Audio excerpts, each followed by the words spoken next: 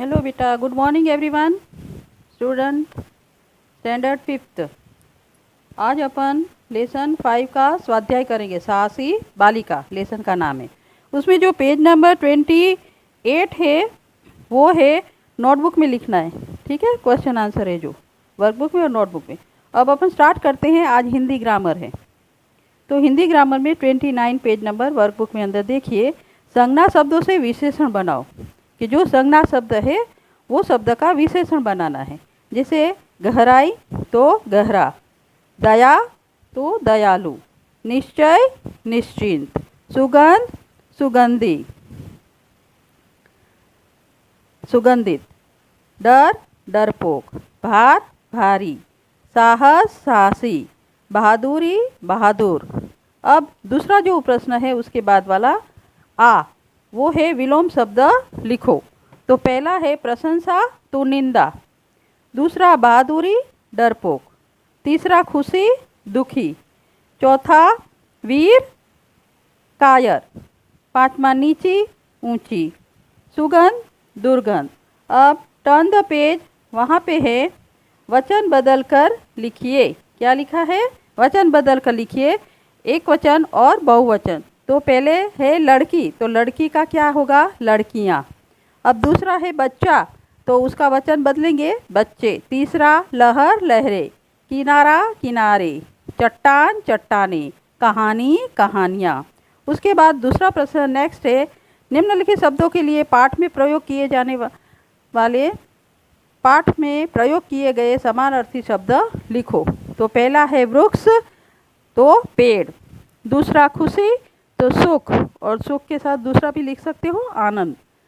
तीसरा पुष्प फूल, चौथा इलाज उपचार, पांचवा वजन भारी, छठा मदद सहायता, खुशबू सुगंध, साहस हिम्मत, तारीफ प्रशंसा, इनाम पुरस्कार। ओके, नाउ नेक्स्ट क्वेश्चन उसके नीचे ही देखिए, शब्दों को वर्णमाला क्रम में लिखिए।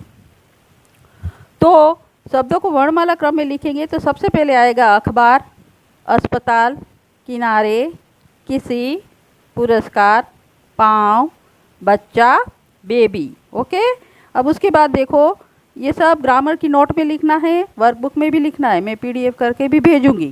ठीक है, अब है मुहावरों को अर्थ लिखो और उसका वाक्य में प्रयोग कीजिए। तो पहला है मगन होना, तो इधर काउंट्स में दिए है मगन होना का क्या अर्थ होता है? तल्लीन होना। तो उसका वाक्य में प्रयोग होगा, बच्चे खेलने में मगन हो गए, नीचे लाइन में ही लिखना है। दूसरा हाथ पांव मारना, तो उसका अर्थ होगा बहुत प्रयास करना।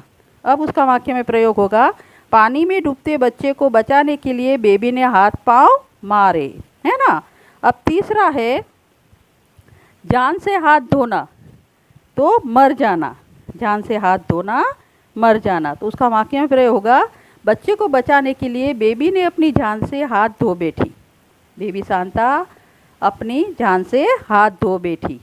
अब चौथा लास्ट है हिम्मत ना हारना, हिम्मत ना हारना उसका अर्थ है निराश न होना।